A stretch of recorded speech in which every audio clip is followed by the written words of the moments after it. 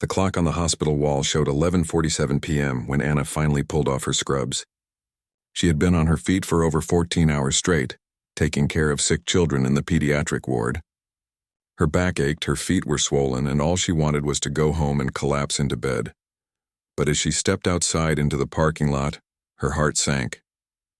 The worst snowstorm of the year was raging, and thick white flakes were coming down so hard she could barely see 10 feet ahead. The wind cut through her thin jacket like ice-cold knives. She walked to her old blue car and turned the key. Nothing.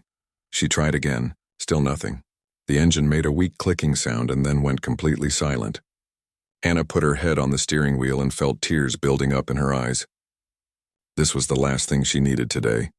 Her phone showed she had exactly $12 in her bank account. Not enough for a taxi, especially in this weather when the rates would be sky high. The buses had stopped running an hour ago because of the storm. She had no choice but to walk to the train station and hope the late trains were still running. Anna pulled her thin jacket tighter around her body and started walking through the snow. Each step was a struggle. The wind pushed against her, making her stumble. Her sneakers were already soaked through and she could feel the cold water seeping into her socks.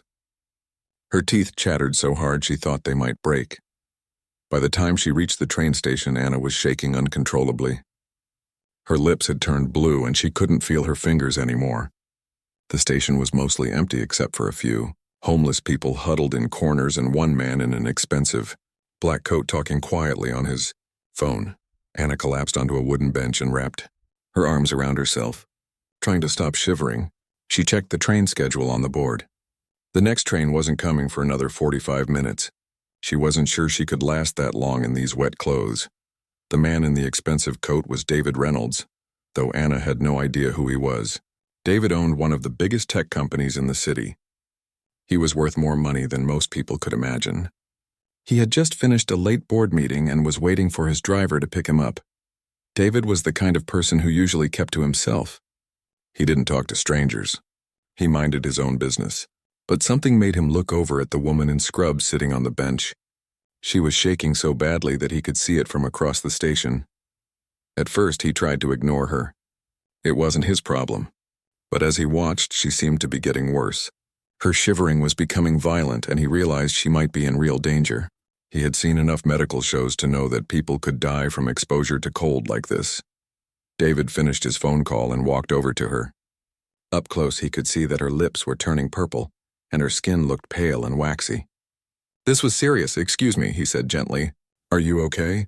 Anna looked up at him with tired, scared eyes. She tried to speak, but her teeth were chattering so hard she could barely get words out.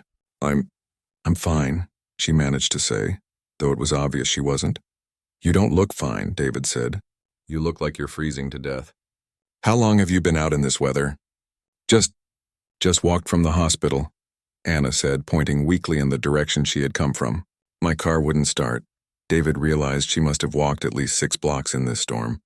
In those thin scrubs and that light jacket, it was a miracle she had made it this far.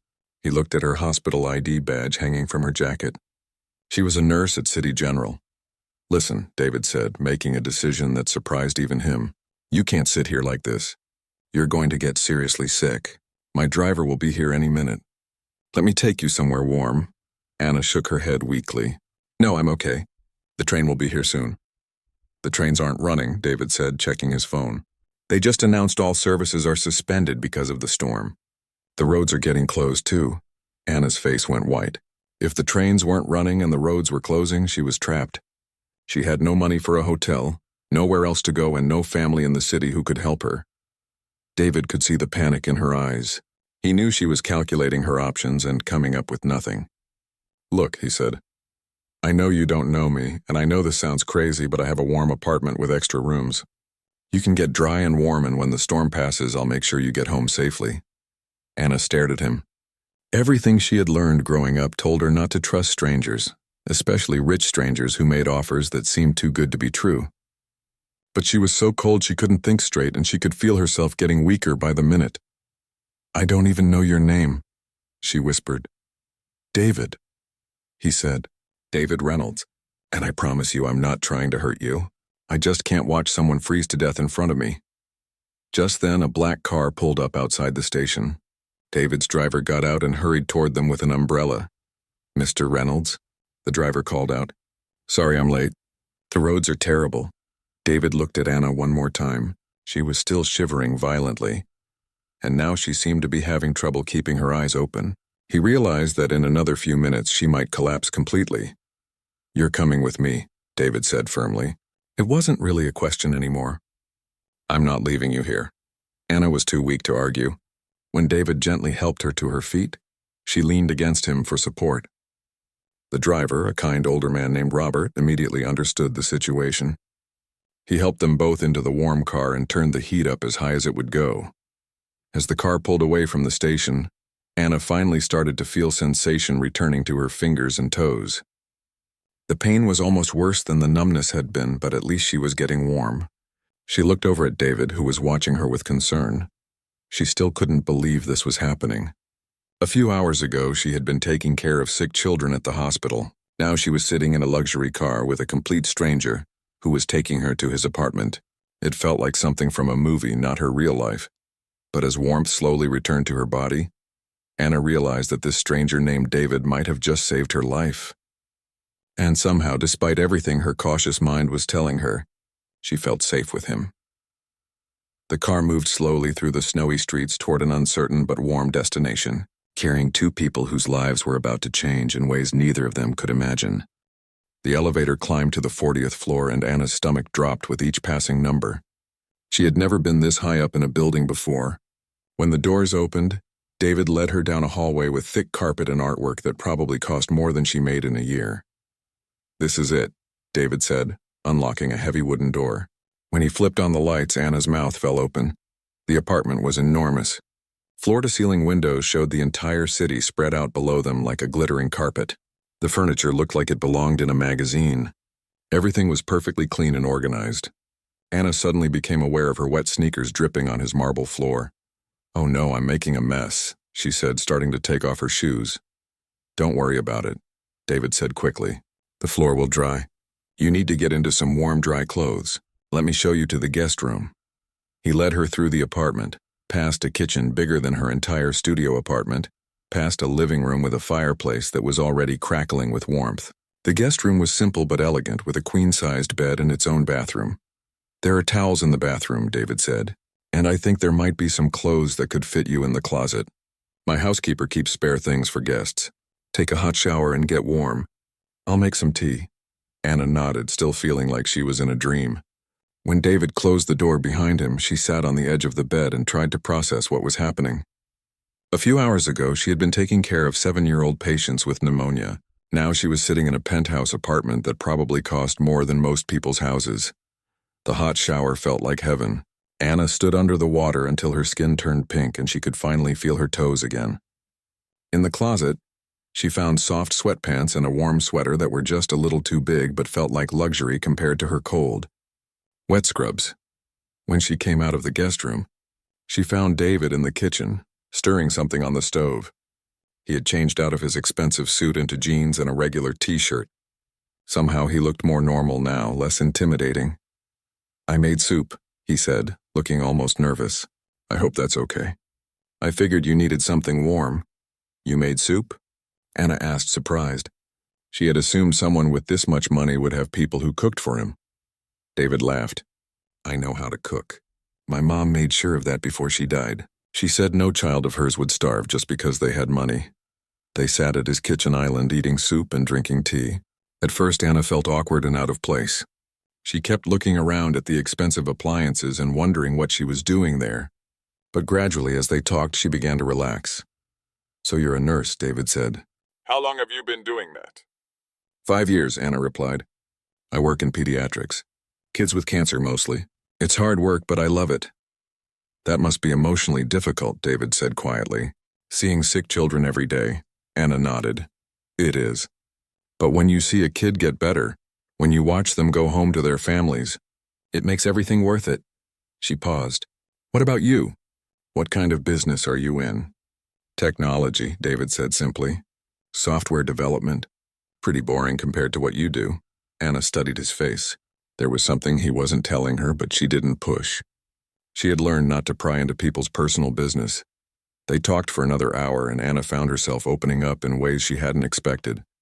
She told him about growing up in foster care, about working 2 jobs to put herself through nursing school, about her tiny apartment and her old car that was always breaking down.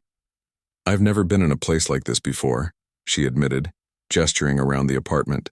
"I mean, I've seen places like this in movies, but I never thought I'd actually be sitting in one." "It's just a place," David said, but Anna could tell he was being modest. "Just a place?" Anna laughed. "This apartment is bigger than the entire floor of the building I live in. The view from your window probably costs more per month than I make." David was quiet for a moment. Then he said something that surprised her. "You know what's funny? I've lived here for 3 years, and I don't think I've ever really looked at that view. I'm usually too busy working." "You're kidding. I'm serious. I leave for work before the sun comes up, and I get home after it's dark. Weekends, I'm usually at the office too." He looked out the window at the city lights. "I bought this place because my financial advisor said it was a good investment. But most nights I just eat dinner in front of my computer and fall asleep watching the news." Anna found this hard to believe. "But you have all this," she said, waving her hand around. "You could do anything you want." "Money doesn't automatically make your life interesting," David said. "It just makes it comfortable. And sometimes comfortable can be pretty lonely." There was something sad in his voice that made Anna look at him more closely. Despite his expensive apartment and his successful business, he seemed genuinely lonely. She thought about her own small life, her tiny apartment, her exhausting job, her constant worry about money. But she also thought about her co-workers who had become like family, about the children who hugged her when she made them feel better, about the sense of purpose she felt every day. "Why did you help me tonight?" Anna asked suddenly. "I mean, really? You don't know me. I could be anyone." David was quiet for a long moment. When he finally spoke, his voice was soft. "I had a little sister once," he said. "Her name was Lucy. She got sick when she was 8 years old, leukemia. She spent months in the hospital, and there was this one nurse who took care of her. This nurse would stay late even after her shift ended, just to read Lucy stories or help her with puzzles." Anna felt her heart squeeze. "What happened?" "Lucy didn't make it," David said simply. "But that nurse made her last few months bearable. She made them almost happy somehow. When I saw you tonight in those scrubs looking like you were about to collapse from exhaustion, I guess I thought about that nurse, about how hard she worked to take care of people, even when nobody was watching." Anna felt tears building in her eyes. "I'm sorry about your sister." "It was 15 years ago," David said, "but I still think about her. And I think about all the people like you who spend their lives taking care of others, usually for not much money and not much recognition." They sat in comfortable silence for a while, watching the snow continue to fall outside the windows. Anna realized that despite their completely different backgrounds, they had more in common than she had expected. They both understood what it meant to lose someone important. They both knew what it felt like to work hard for something that mattered. "I should probably try to get some sleep," Anna said finally. "I have to work tomorrow." "In this weather?" David asked. "The roads are still terrible." "The hospital needs nurses," Anna said simply. "Kids don't stop getting sick just because it's snowing." David nodded, understanding. "Of course. Well, the guest room is yours for as long as you need it. And tomorrow we'll figure out what to do about your car." As Anna headed back to the guest room, she turned back to look at David. He was still sitting at the kitchen island, looking out at the snowy city. "Thank you," she said. "For tonight. For everything." "Thank you too," David replied, though Anna wasn't sure what he was thanking her for. As she settled into the comfortable bed, Anna realized that this strange night had given her something unexpected. Not just warmth and shelter, but a reminder that kindness could come from the most unlikely places. And maybe, just maybe, she had given David something too.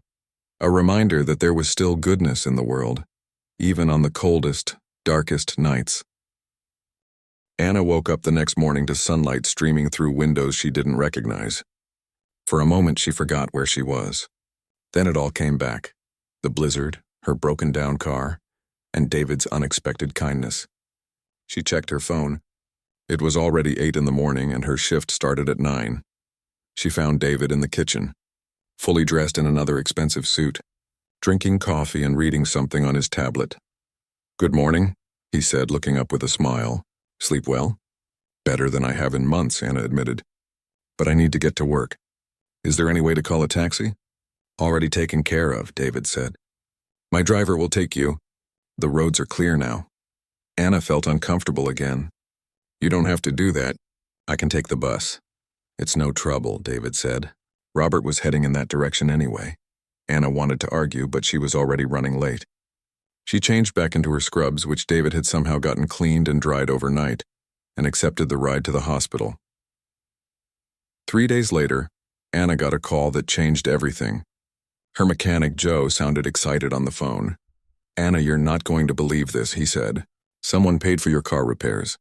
Not just paid, they had me replace the engine, put in new brakes, new tires, the whole works. This car is better than new now. Anna's stomach dropped. What do you mean someone paid? Who?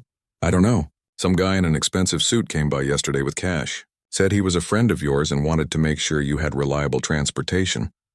Anna knew immediately who it was. She felt a mix of gratitude and anger that surprised her with its intensity. David had meant well, but he had crossed a line. She didn't need to be rescued, especially not without being asked. That evening, she took the bus to David's building. The doorman recognized her and let her go up without calling first. When David answered his door, he looked surprised to see her. Anna, hi. Is everything okay? We need to talk, Anna said, walking past him into the apartment. David closed the door slowly. He could tell from her voice that she was upset. My car, Anna said, turning to face him. You had my car fixed. Yes, David said simply. I thought you'd be happy about that. Happy? Anna's voice rose. David, I can't afford to pay you back for something like that. A new engine? New tires? That must have cost thousands of dollars. You don't need to pay me back, David said. It was a gift. I don't want gifts, Anna said firmly. I don't want charity. I take care of myself. David looked confused. It's not charity. It's just, I wanted to help. But you didn't ask me if I wanted help, Anna said. You just decided what I needed and did it. Do you know how that makes me feel? David was quiet for a moment. He had thought Anna would be grateful. He hadn't expected her to be angry. I'm sorry, he said finally. I didn't think about it that way.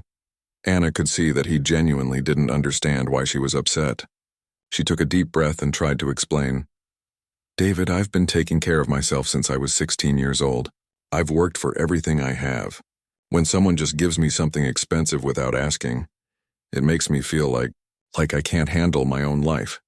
That's not what I meant, David said quickly. I think you're incredibly capable. I just wanted to make things a little easier for you. Anna sat down on his couch, suddenly feeling tired. I know you meant well, but I need you to understand something. I'm not a charity case. I'm not someone who needs to be saved. David sat down across from her. You're right, he said. I should have talked to you first. I'm not used to this. What do you mean? I'm not used to having friends, David said quietly. When I want to do something nice for business associates or employees, I just do it. I write checks, I solve problems. I guess I forgot that friendship doesn't work that way. Anna looked at him more closely. Is that what we are? Friends? I hope so, David said. I know we just met a few days ago, but yes, I'd like to be your friend, if you'll let me. Anna felt her anger fading. She could see that David was trying to learn, trying to understand her point of view. Okay, she said, but if we're going to be friends, we need some rules. No more surprise gifts. No more solving my problems without asking. Deal? Deal, David said, looking relieved. Over the next few weeks, Anna and David fell into an unlikely friendship. They would text each other throughout the day, Anna sending pictures of funny things that happened at the hospital, David sharing articles he thought she might find interesting. Sometimes they would meet for coffee after Anna's shifts. Anna learned more about David's business. He owned a software company that made programs for hospitals and medical centers. He was much more successful than he had let on. His company worked with hospitals all over the country. Why didn't you tell me you worked with hospitals? Anna asked one day. I don't know, David said.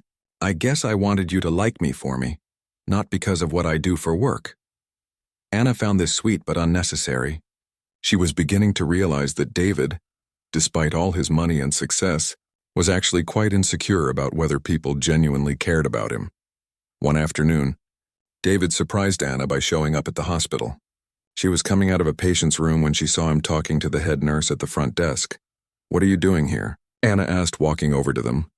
Mr. Reynolds was just asking about volunteering, said Linda, the head nurse. Apparently he has some experience with children's hospitals. Anna looked at David suspiciously. Volunteering? I thought maybe I could read to some of the kids, David said. You know, during visiting hours when their parents can't be here. Anna wasn't sure what to think. Was this another attempt to insert himself into her world? Or was he genuinely interested in helping? We could always use volunteers, Linda said enthusiastically. Especially ones who can afford to donate new equipment, she added with a meaningful look at David. Anna cringed.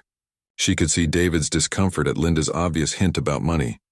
Let me show you around, Anna said quickly, wanting to get David away from Linda before she made things more awkward. As they walked through the pediatric ward, Anna watched David interact with the children. She was surprised by how natural he was with them. He got down on their level, listened to their stories, and made them laugh. When they reached the playroom, several kids immediately gravitated toward him. Are you Anna's boyfriend? Asked a 7-year-old girl named Katie, who was recovering from surgery. Anna felt her face turn red. Katie, this is my friend David. He's here to visit you guys. Do you want to see my drawings? Katie asked David, already pulling out a folder of artwork. David spent the next hour looking at drawings, playing simple games and listening to the children talk about their families, their pets, and their dreams for when they got better. Anna watched from across the room, amazed by how patient and gentle he was. When visiting hours ended, Anna walked David back to the elevators. That was really nice, she said. You're good with kids. They reminded me of Lucy, David said quietly. In a good way. It felt healing, I guess. As the elevator arrived, Linda appeared beside them. Mr. Reynolds, she said with a bright smile. I hope you'll consider making this a regular thing. And if you're ever interested in discussing our equipment needs, I'd love to set up a meeting with our administrator. Anna felt embarrassed by Linda's obvious attempts to get money from David. After he left, she found Linda in her office. You can't do that, Anna said. Do what? Linda asked innocently. Hit up my friend for donations. It's inappropriate, Linda raised an eyebrow. Your friend? Anna, do you know who that man is? David Reynolds owns Meditech Solutions. His company is worth hundreds of millions of dollars. If he wants to volunteer here, we should make him feel welcome. Anna felt a chill run down her spine. What are you saying? I'm saying that maintaining a good relationship with someone like that could benefit this entire hospital. These kids could get the best equipment, the newest treatments. Don't you want that for your patients? Anna stared at Linda, realizing that her friendship with David was about to become much more complicated. Everyone would have expectations. Everyone would want something from him. And worse, they might think that Anna was using their friendship to get things for the hospital. As Anna drove home in her newly repaired car, she wondered if being friends with David was going to be more difficult than she had imagined. She cared about him as a person, but she was starting to realize that his money would always be part of the equation, whether she wanted it to be or not. Anna's phone rang at 6 a.m, jolting her awake. She grabbed it without looking at the caller ID, thinking it might be the hospital. Anna, this is your landlord, Mr. Peterson. Anna sat up in bed, instantly alert. Mr. Peterson never called this early unless something was wrong. The city inspector was here yesterday, he continued. The building failed inspection. Major code violations. I have to evacuate everyone by the end of the week. Anna felt her world tilt sideways. What do you mean, evacuate? The electrical system is shot. The plumbing is a disaster and there's mold in the walls. The city says it's not safe for people to live in. I'm sorry, Anna. I know this is sudden. After he hung up, Anna sat on her bed staring at the wall. She had exactly $300 in her savings account. First month's rent and a security deposit on a new place would cost at least $2,000. Maybe more. She had nowhere near that kind of money. She spent her lunch break that day looking at apartments online, but everything in her price range was either too far from the hospital or looked just as run down as the place she was losing. The nicer apartments closer to work cost twice what she could afford. That evening, she met David for coffee, as they had been doing regularly for the past month. She tried to act normal, but David could tell something was bothering her. You seem stressed, he said, watching her stir her coffee without drinking it. Anna debated whether to tell him. After their conversation about boundaries, she didn't want him to think she was looking for help. But she also realized that friends were supposed to share their problems with each other. My building got condemned, she said finally. I have to move out by Friday. David's face immediately showed concern. That's terrible. Have you found another place? Not yet. Everything I can afford is either too far away or looks like it might get condemned too. Anna laughed, but there was no humor in it. I might end up living in my car for a while. Don't be ridiculous, David said immediately. You can stay in my guest room until you find something. Anna shook her head. David, we talked about this. I can't keep letting you solve my problems. This isn't me solving your problem, David said. This is me offering a temporary solution while you solve it yourself. There's a difference. Anna looked at him skeptically. Look, David continued. The guest room is just sitting there empty. You'd actually be doing me a favor. The apartment feels too big and quiet most of the time. Against her better judgment, Anna found herself considering it. She really didn't have many other options. Just until I can save enough for a deposit on a new place, she said finally. Maybe a month or two. However long you need, David said. Moving in with David felt strange at first. Anna kept her belongings in the guest room and tried to stay out of his way. But gradually they fell into a comfortable routine. Anna would come home from her shifts to find dinner waiting for her. David, who usually worked late, started coming home earlier. They would eat together and talk about their days. Anna learned that David wasn't just successful, he was brilliant. He could explain complex computer problems in simple terms, and he had ideas for improving hospital systems that made her excited about possibilities she had never imagined. David learned about the daily challenges of nursing, the bureaucracy of healthcare, and the heartbreak of losing patients despite everyone's best efforts. You know what I don't understand? David said one evening as they cleaned up after dinner. How you stay positive. You deal with sick children, worried parents, hospital politics, and you still come home smiling most days. Anna thought about this. I guess because I know I'm making a difference. Even on the worst days, I know that what I'm doing matters. I wish I felt that way about my work, David said quietly. What do you mean? Your software helps hospitals run better. That helps patients. Maybe, but I never see the patients. I see spreadsheets and profit margins and board meetings. Sometimes I wonder if I'm actually helping anyone or just making money. Anna could see that David was struggling with something deeper than work stress. What would you do if money wasn't an issue? If you could do anything. David was quiet for a long moment. I think I'd want to work directly with hospitals. Maybe develop programs specifically for pediatric wards. Help kids and their families navigate the system better. So why don't you? Because the company is my responsibility. I have employees, investors, commitments. Anna could see that David felt trapped by his success in a way she had never considered. Their living arrangement continued for weeks, and Anna began to see sides of David that nobody else probably knew. He was funny and surprisingly silly sometimes. He made pancakes on Sunday mornings and sang along badly to music while he cooked. He left little notes for her when he had to leave early for work, reminding her about things like, don't forget your umbrella. It's supposed to rain. But their comfortable routine was shattered one afternoon when Anna got devastating news at work. Tommy, one of her favorite patients, needed an experimental treatment that his insurance wouldn't cover. The treatment cost $40,000 and Tommy's parents were trying desperately to raise the money. How much time does he have? Anna asked Dr. Martinez, Tommy's oncologist. Maybe 2 months without the treatment. With it, his chances of full recovery are very good.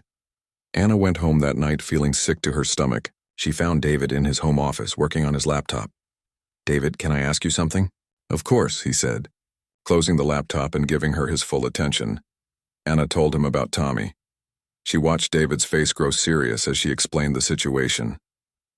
$40,000, David repeated. That would save his life? Most likely, yes, Anna could see David thinking.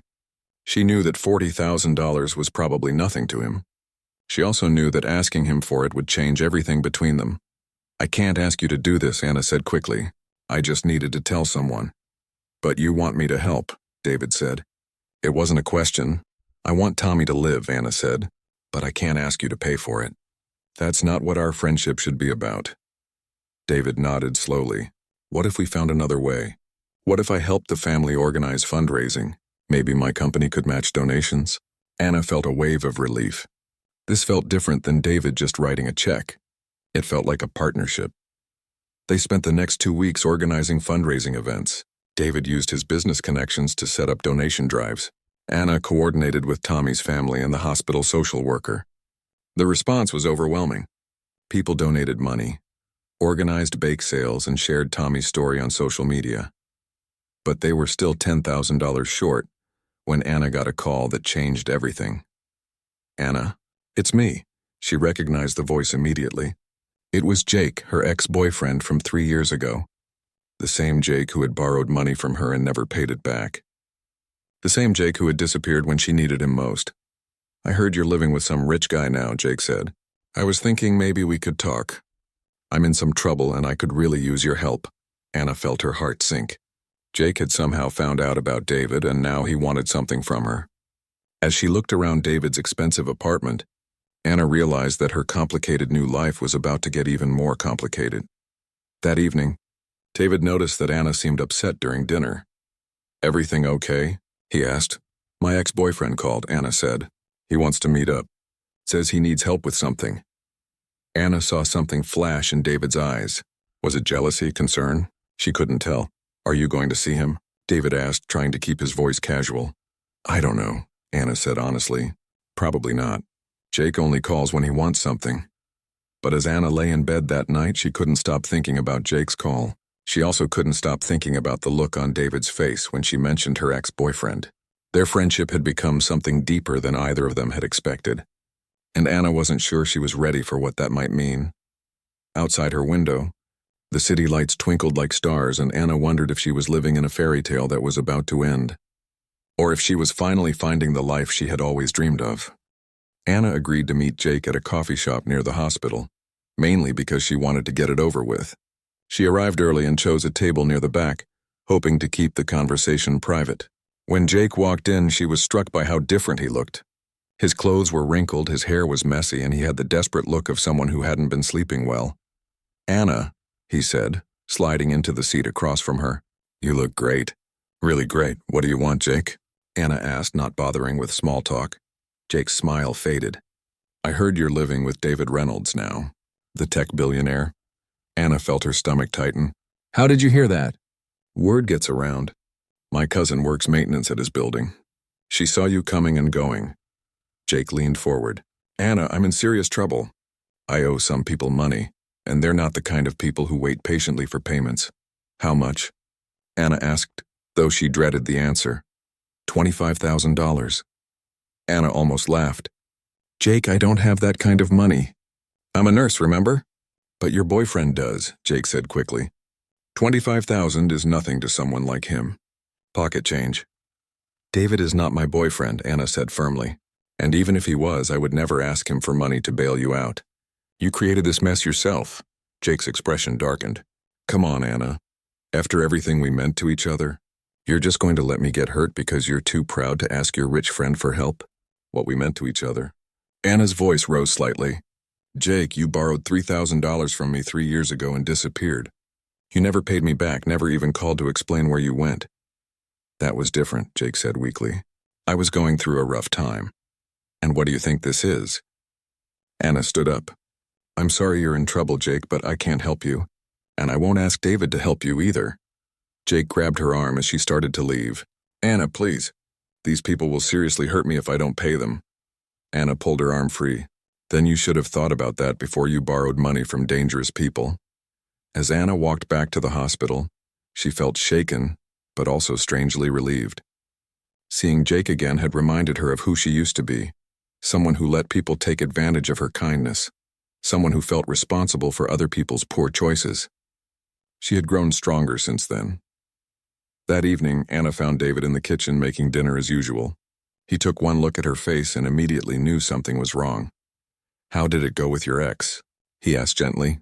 Anna told him everything. She watched David's expression grow serious when she mentioned the $25,000. "Are you sure you're safe?" David asked. "If he owes money to dangerous people, they might come after you too." "I don't think so," Anna said. "Jake is desperate, but he's not stupid enough to involve me directly." David was quiet for a moment, then said something that surprised her. "I could pay his debt." Anna stared at him. "David, no. Absolutely not. Think about it practically," David said. $25,000 is nothing to me, but it could save his life. And what happens next time Jake gets in trouble? Or the time after that? Anna shook her head. Some people need to learn to face the consequences of their actions. I learned that lesson the hard way with Jake 3 years ago. David nodded slowly. You're right. I just hate the idea of you being worried about this. I'm not worried, Anna said, and realized she meant it. Jake made his choices. I made mine. I'm exactly where I want to be. The next morning brought better news. Dr. Martinez called Anna into his office with a huge smile on his face. We did it, he said. The fundraising campaign reached its goal. Tommy's treatment is fully funded. Anna felt tears of joy spring to her eyes. Really? We raised all $40,000? More than that. $53,000. The extra money will help cover his family's expenses while he's in treatment. Anna thought about all the people who had donated. David's business associates, her co-workers, complete strangers who had heard Tommy's story and wanted to help. It had taken a community effort, but they had saved a little boy's life. That evening, Anna and David celebrated with takeout Chinese food and cheap wine. They sat on his expensive couch, eating from paper containers and laughing about the fundraising events that had gone wrong. The bake sale where half the cookies burned. The charity auction where David accidentally bid on his own donated item. You know what I realized? David said, setting down his wine glass. This was the first time in years that I felt like my money was actually helping someone directly. Usually I write checks to charities and never know where the money goes. It felt good, didn't it? Anna said, seeing Tommy's parents when we told them we had raised enough money, that was worth more than any business deal I've ever made. Anna looked at David, really looked at him. His tie was loose, his expensive shirt had a small stain from the Chinese food, and his hair was messy. He looked more relaxed and happy than she had ever seen him. David, she said softly, can I ask you something? Anything. That night at the train station when you decided to help me, what were you thinking? David was quiet for a moment. Honestly, I was thinking that you looked like someone who needed help, and I was someone who could help. It seemed simple, and now, David turned to face her fully. Now I'm thinking that you didn't just need help that night. I needed help too. I just didn't know it. Anna felt her heart start beating faster. What kind of help? I needed someone to remind me what it felt like to care about something that mattered. I needed someone to show me that there was still good in the world worth fighting for. David paused. I needed you, Anna. I still need you. Anna felt tears building in her eyes, but they were happy tears. David, I know this is complicated, David said quickly. I know we come from different worlds, and I know you value your independence. But I also know that I've never felt about anyone the way I feel about you. Anna reached for his hand. You want to know what I was thinking that night at the train station? David nodded. I was thinking that I was about to freeze to death, and this stranger was offering me help for no reason except kindness. I thought maybe there were still good people in the world after all. And now? Anna smiled. Now I'm thinking that stranger turned out to be the best thing that ever happened to me. David leaned closer to her. Anna, I need you to know that I don't see you as someone who needs to be rescued. You're the strongest person I know. You rescue other people every day. And I need you to know that I don't care about your money, Anna said. I care about your kindness, your intelligence, your silly singing while you make pancakes. I care about the way you listen to sick children and the way you make me laugh after hard days at work. When David kissed her, Anna felt like she was finally home. Not in his expensive apartment, but in his arms, with someone who saw her for who she really was and loved her anyway. 6 months later, Anna moved into her own apartment, a small but comfortable place just 10 minutes from the hospital. David helped her move, carrying boxes and arguing with her about whether she really needed to keep her collection of medical textbooks from nursing school. You know you can afford new books now, right? He teased, carrying a particularly heavy box. Those books got me through school, Anna protested. They're sentimental. David had made changes too. He had restructured his company to focus more on healthcare technology, specifically programs for pediatric hospitals. He still made plenty of money, but now his work felt meaningful in a way it never had before. They had found a balance that worked for them. Anna kept her independence and her career, while David learned that the best way to help someone you love is to support their dreams, not solve their problems for them. And every few months, when David walked past the train station where they first met, he would remember that snowy night when two strangers helped each other find their way home.